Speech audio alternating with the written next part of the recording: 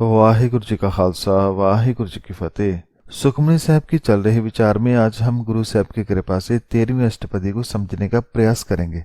यह अष्टपदी दो शब्दों पर केंद्रित है, एक है संत, दूसरा है निंदा। संत उसे कहते हैं जिसने मन को सत्य से जोड़ लिया है, जो शांत आत्मा है, जो परमात्मा से जुड़ा हुआ है, वह संत है।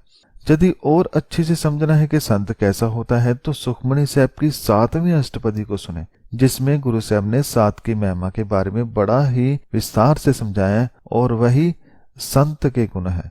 और संत कोई भी हो सकता है, औरत भी, मर्द भी, घर पर रहने वाला भी, धार्मिक स्थान पर रहने वाला भी। संगत जी, संत कपड़ों से नहीं बल्कि गुणों से पहचाना जाता है।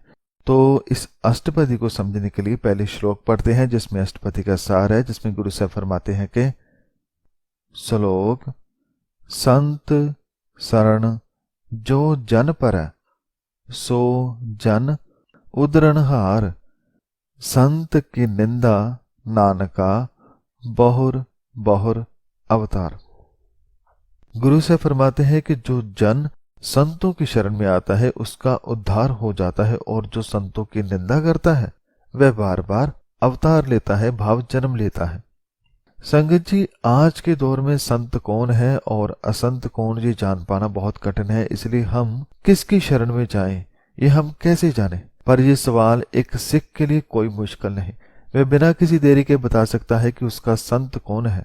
एक सिख हमेशा यही कहेगा कि मेरा संत मेरा गुरु है।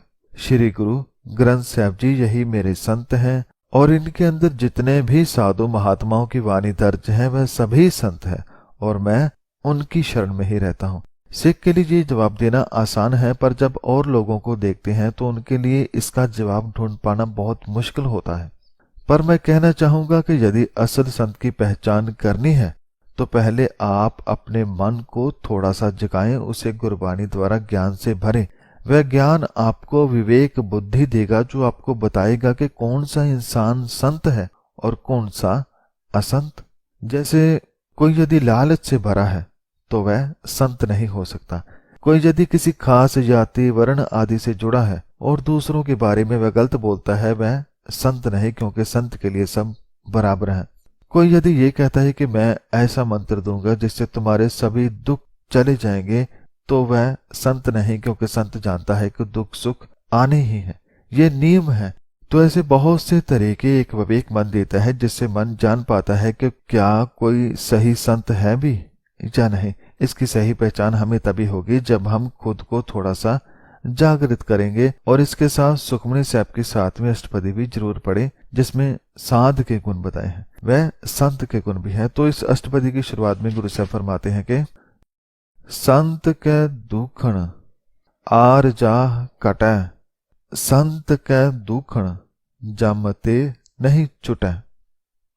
दुखण भाव निंदा और आर्चा भाव उम्र। गुरु साहब फरमाते हैं कि संत की निंदा करने से निंदक की उम्र कम हो जाती है, भाव उम्र व्यर्थ जाती है। संगत जी, निंदा करना ये वक्त की बर्बादी ही तो है। और गुरु साहब फरमाते हैं कि संत की निंदा करने से, संत पर दोष लगाने से वह जमों से बच नहीं पाता, भाव वह विकारी जीवन वाला हो जाता है। संगत जी, एक बात कहना चाहता हूं कि संत की कोई निंदा करे या तारीफ, इससे संत को कोई फर्क नहीं पड़ता, गुरु को कोई फर्क नहीं पड़ता। यदि पड़ता है तो वह संत नहीं हो सकता। संत तो इन सब के ऊपर होता है, पर जो निंदा करता है गुरु साहब उसकी चिंता करते हैं। क्या है भाई, तो निंदा कर कर के अपने समय और उम्र बर्बाद करता जा रहा है। संत कै दुखण सुख सब जाए, संत कै दुखण नरक में पाए।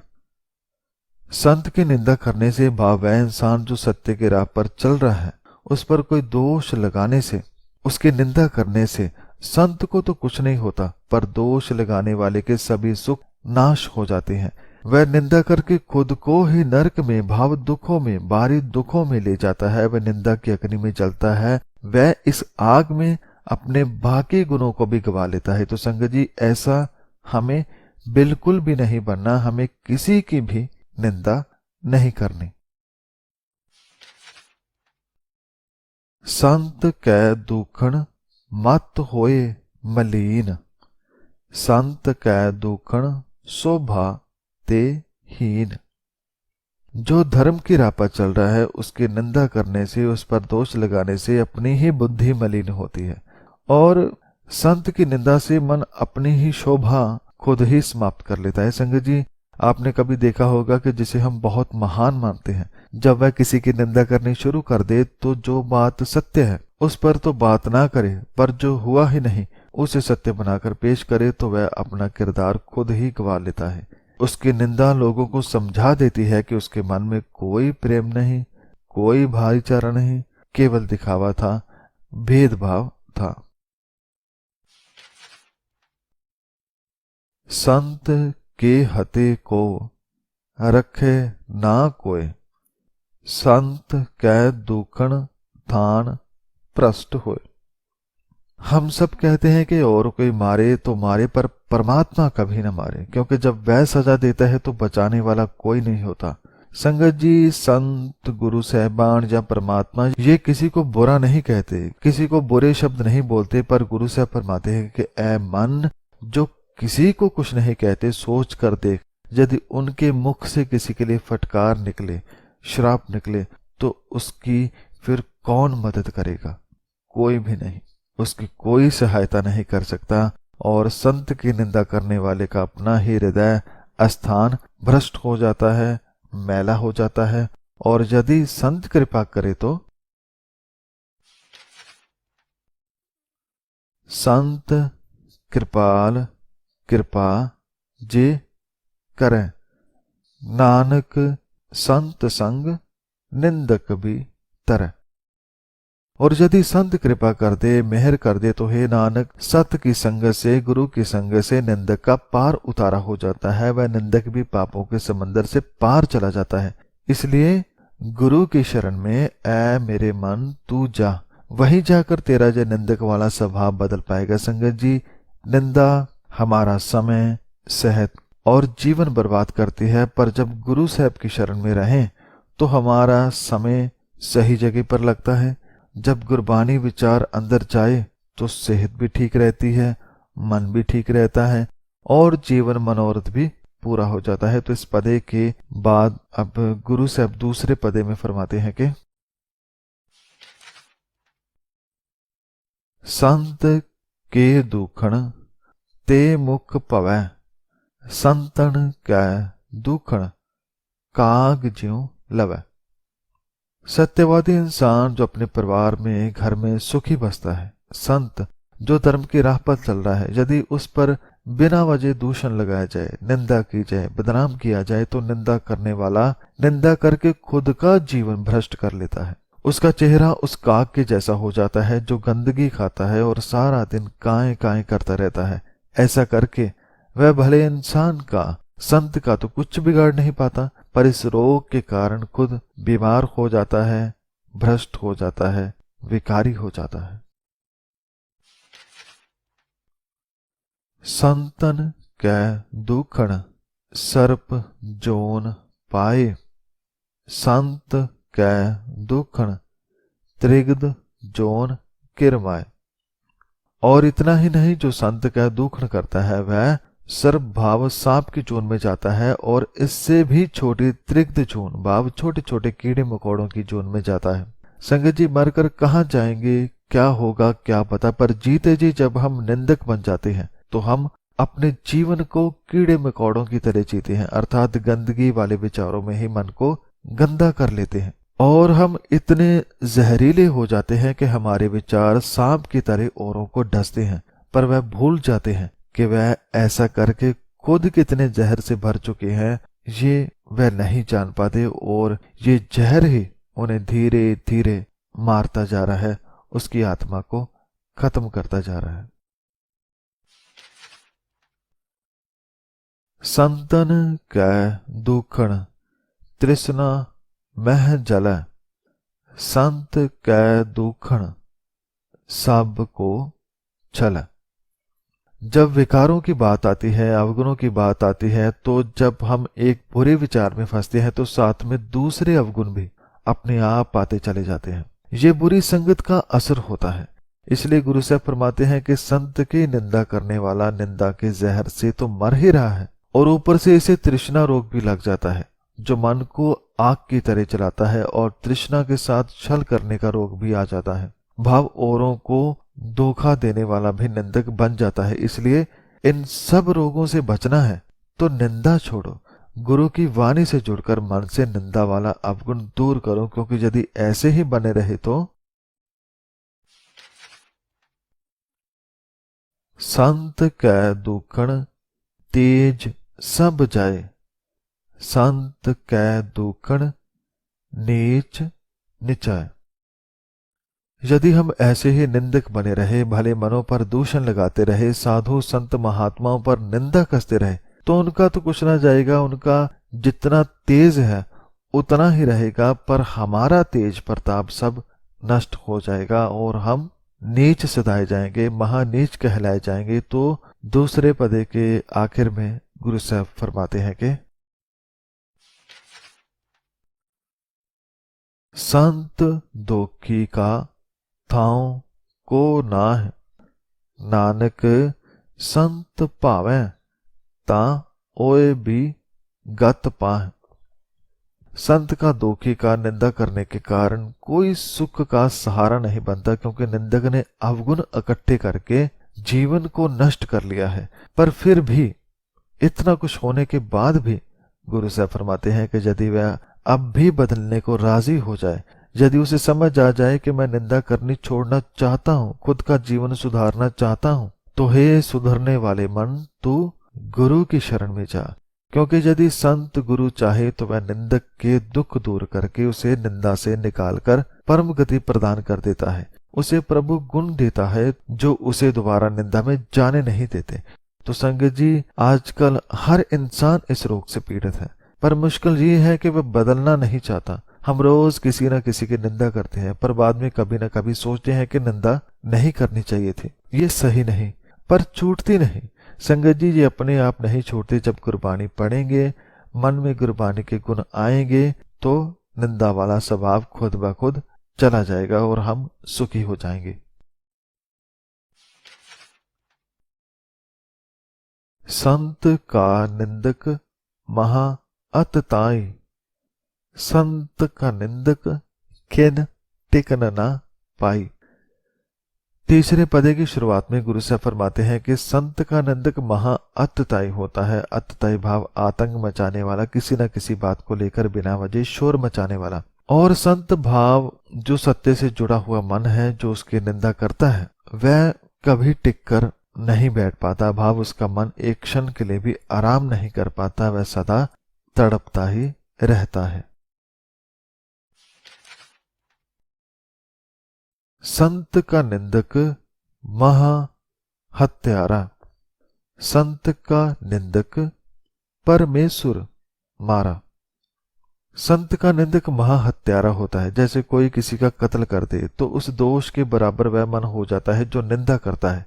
निंदा करना, निंदक बनना बहुत बड़ा गुनाह है, पाप है, और देखा जाए तो अपराध भी है। गुरु साहब फरमाते हैं कि ऐसे मन को कोई और क्या मारे, वह तो परमेश्वर की तरफ से मारा हुआ है। भाव उसे परमात्मा के द्वार से भी सम्मान नहीं मिलता, जिसने अपने बेशकीमती जीवन को निंदक बना रखा है। संत का निंदक राज ते हीन, संत का निंदक दुखिया और दीन। जो सत्य की निंदा करता है, जो परमात्मा के गुणों की निंदा करता है, जो सत्य से जुड़े मन की निंदा करता है, वह राज से हीन हो जाता है। उसे मन के सुख नहीं मिलते, मिले भी कैसे? मन में तो गंध भर रखा है, निंदा भर रखी है, और ऐसा मन संत की निंदा करने वाला सदा भीतर से दुखी रहता है और दीन भाव कंगाल, अच्छे गुणों से कंगाल हो जाता है। और जो भी उसके पास विकार अवगुण बचे हैं, वह इसे और कंगाल बना रहे हैं, इसे और गहरे दलदल में ले जा रहे हैं। संत के निंदक को सर्वरोग, संत के निंदक को सदा बजोग। और जो संतों की निंदा करता है, उसके मन में सभी तरह के रोग आ बसते हैं। और उसे सदा बिजोग बना रहता है, भाव वह परमात्मा से दूर हो जाता है।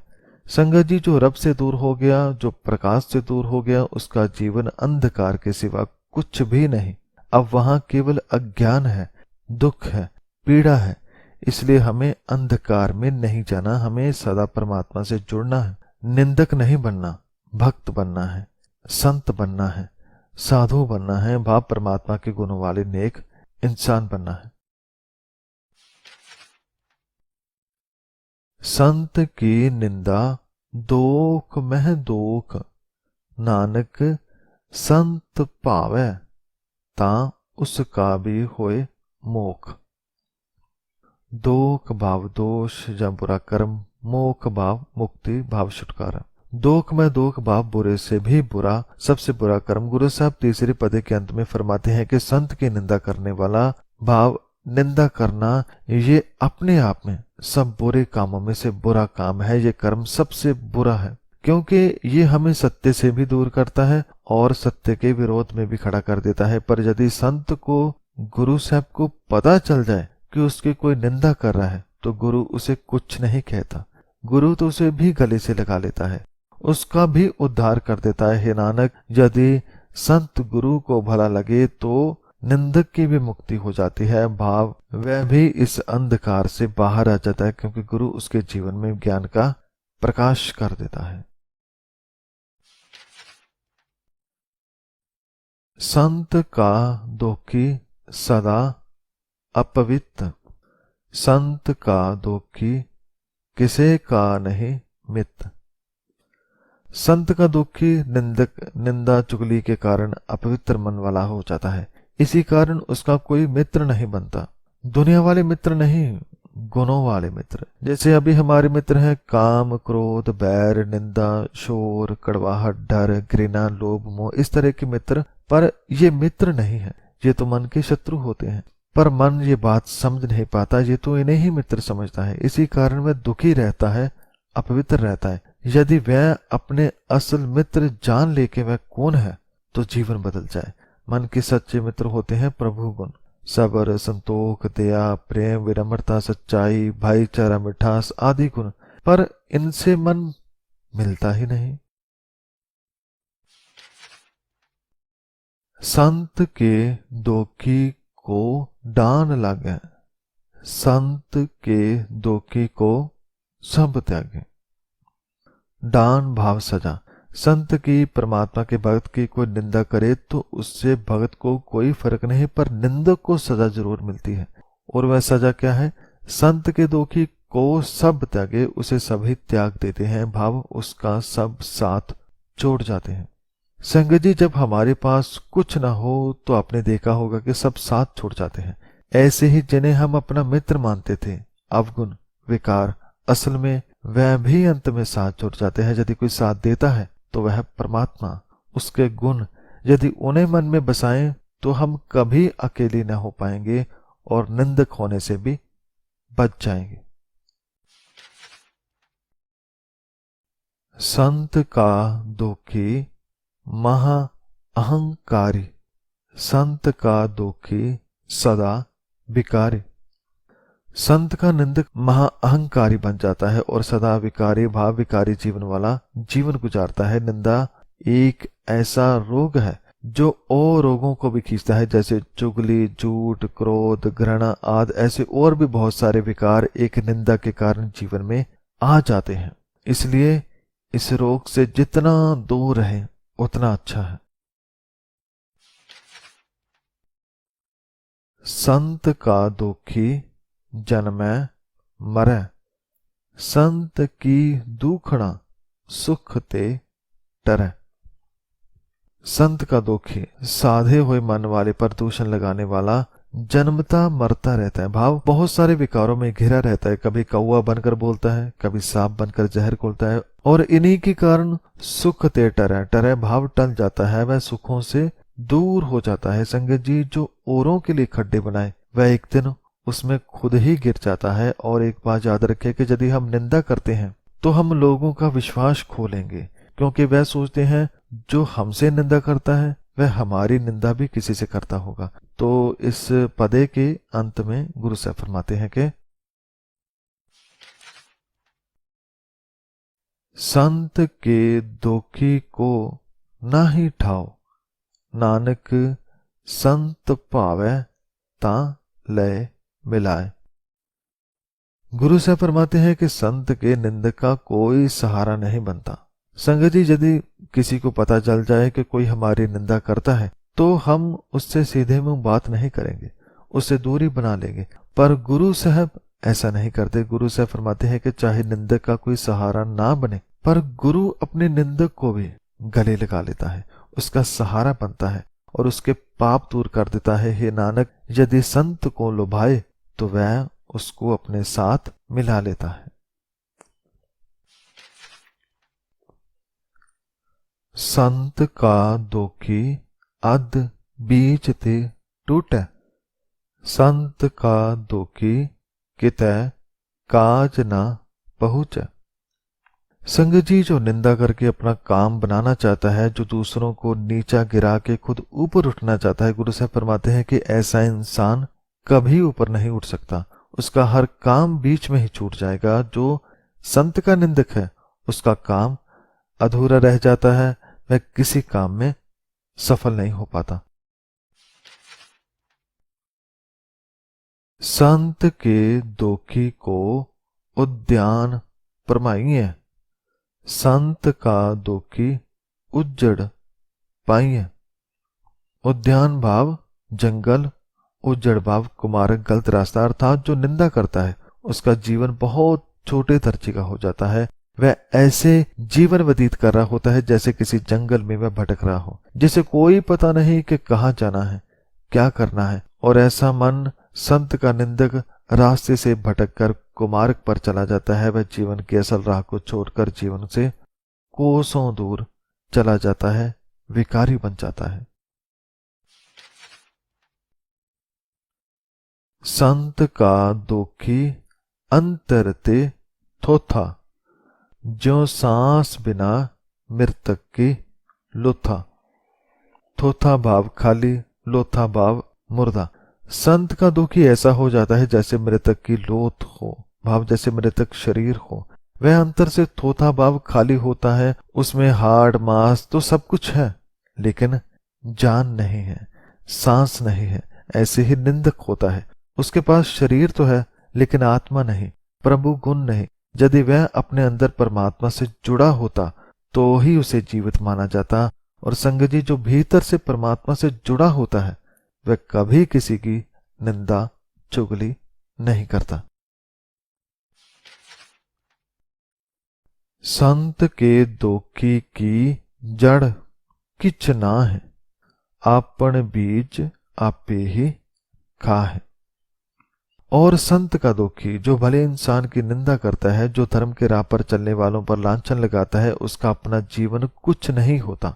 उसके जीवन में केवल निंदा है, सिमरन नहीं, पाठ नहीं, भले कार्य नहीं, जिस कारण उसकी जड़ नहीं लगती, भाव परमात्मा से जुड़ नहीं पाता। और जो उसने अपने अंदर बीज निंदा का बोया होता है उसी का फल खाता है। निंदक सोचता है कि किसी को बुरा बोलकर वह खुद सच्चा बन जाएगा, पर ऐसा नहीं होता।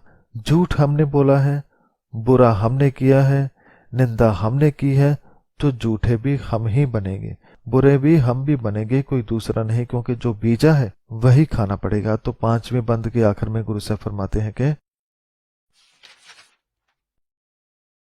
संत के दोखी को अवर ना राखण हार, नानक संत पावै ता लय उबार। जैसे कोई नशा करता है तो उसे कितना भी समझाओ वह समझता नहीं, और वह नशे के कारण परिवार गवा लेता है, सेहत गवा लेता है, दोस्त गवा लेता है। ऐसे ही निंदा का नशा है, जो इसे करता है वह भी अपना सब कुछ गवा लेता है।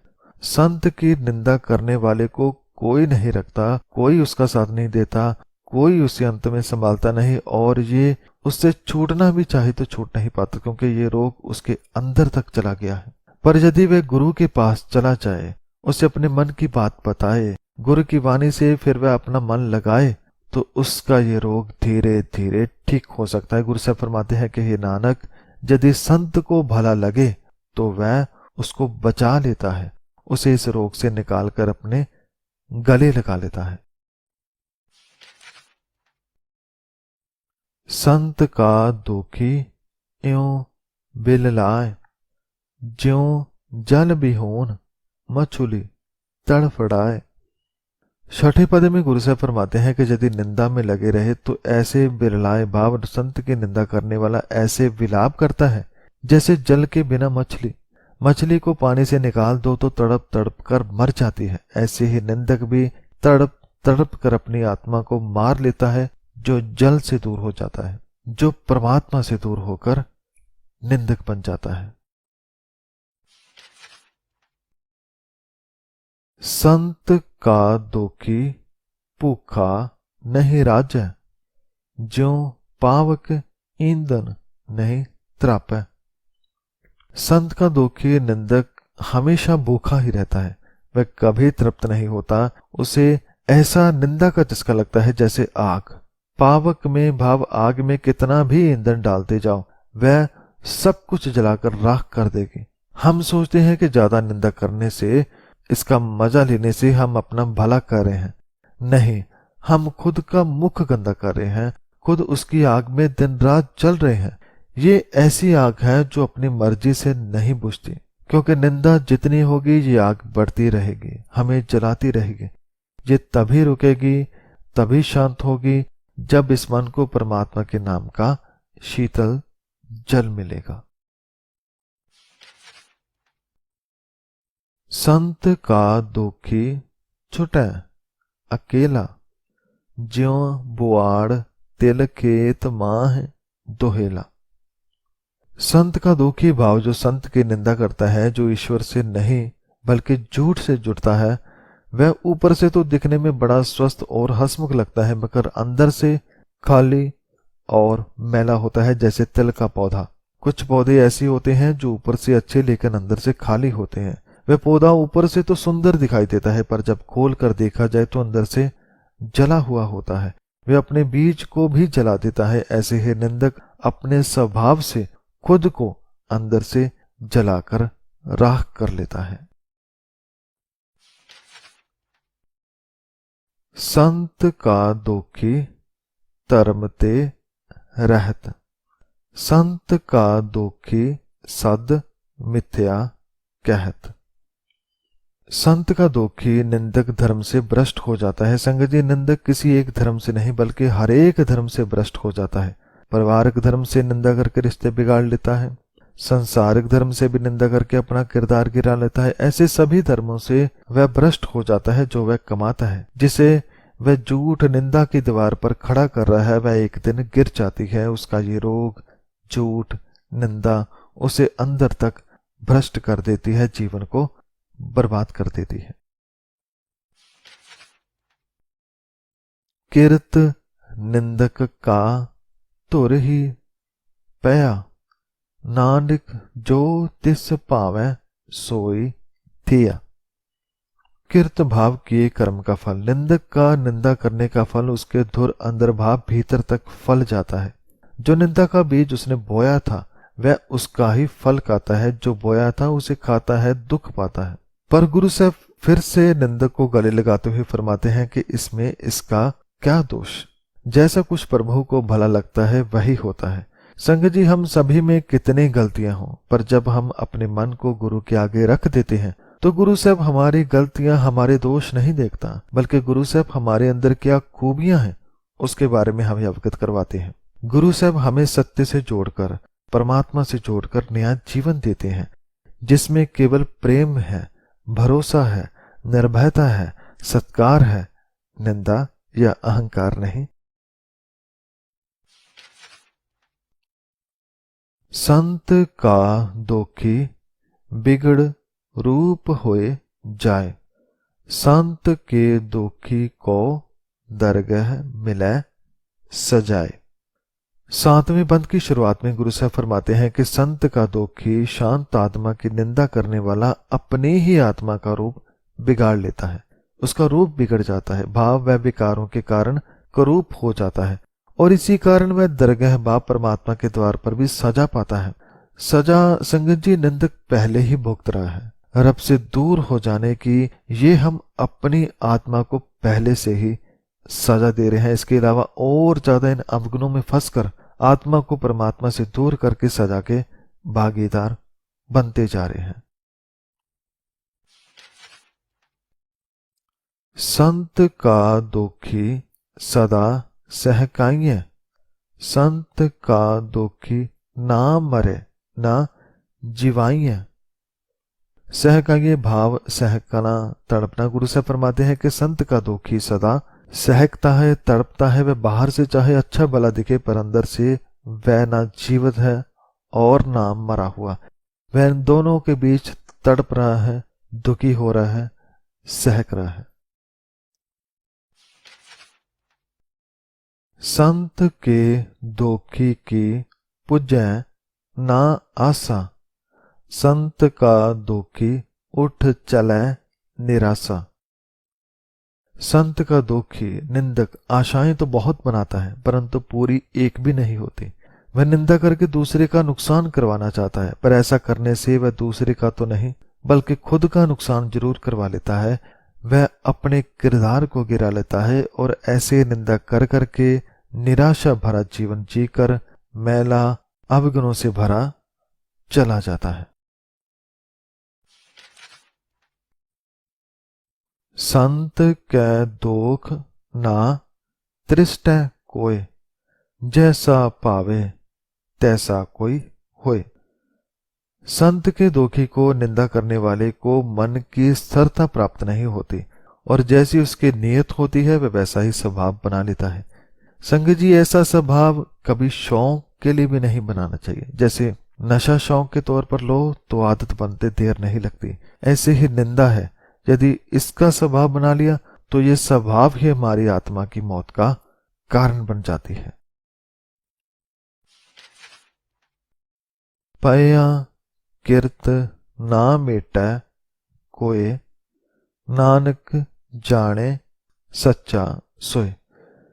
7वें पदे के आखिर में गुरु साहब फरमाते हैं कि ऐसा स्वभाव जो बना लिया, जो पीछे इसने निंदा कर करके खुद का स्वभाव बना लिया, इसे मिटाया नहीं जा सकता क्योंकि ये आदत अपने आप छूटने वाली नहीं। गुरबानी में आता है कि किसी भी बुरी आदत में फंसने का तरीका तो हर कोई जानता है पर उससे छूटने का तरीका किसी को नहीं पता।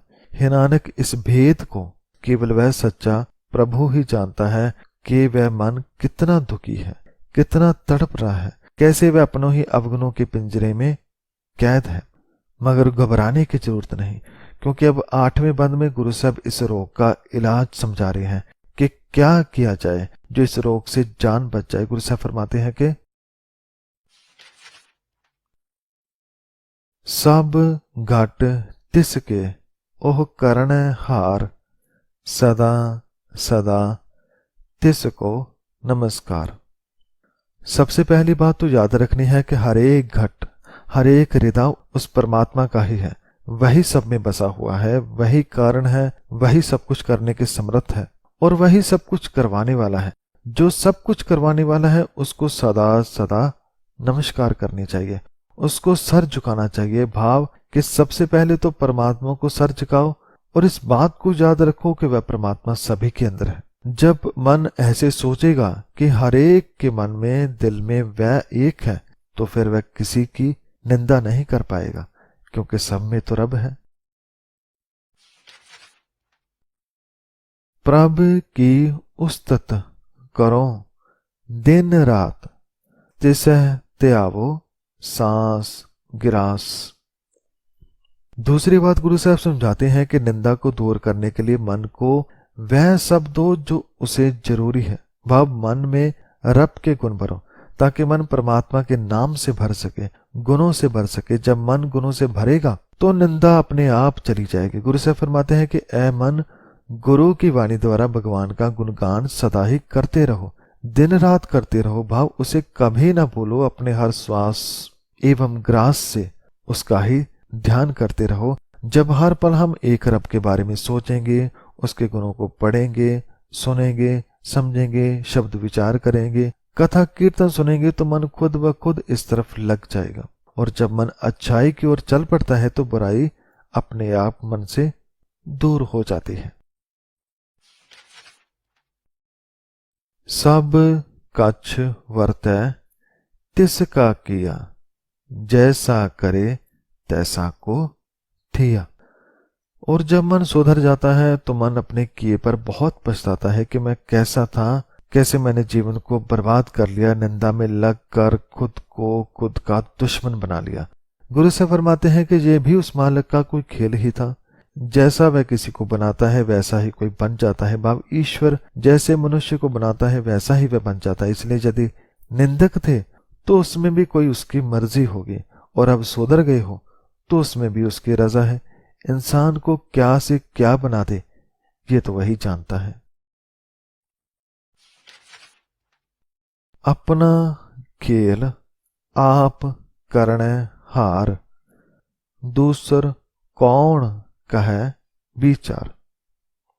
इसलिए मन जो उसका खेल है उसे वही खेलता है। भाव वह इस जगत को चलाने वाला है, वही इस सब का निर्माता है, और वह जो करता है अपनी मर्जी से करता है, वह किसी और की सलाह नहीं लेता।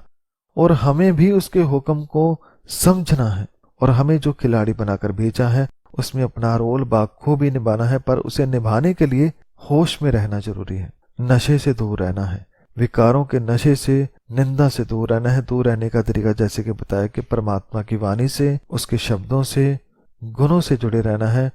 तो संगत जी, इस 13वीं अष्टपदी के अंत में गुरु साहब फरमाते हैं कि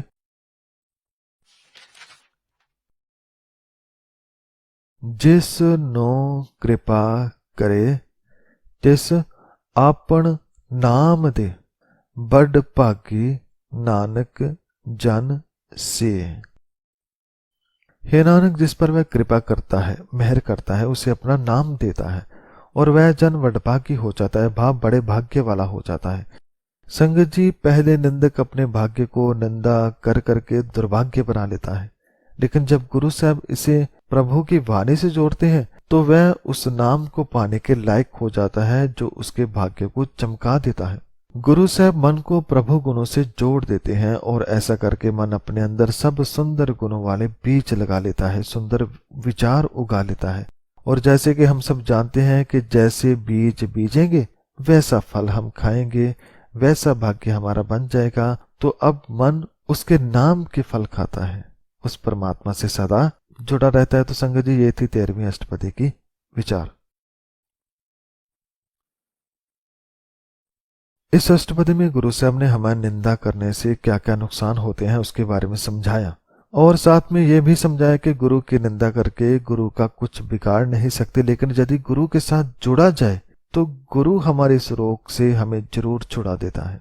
तो संगत जी, हमें गुरु से जुड़ना है। गुरु हमारा संत है, हमारा साधु है।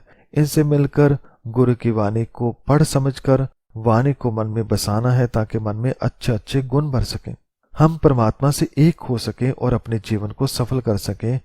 तो अंत में आप सबका धन्यवाद, और धन्यवाद साहब श्री गुरु ग्रंथ साहब जी का।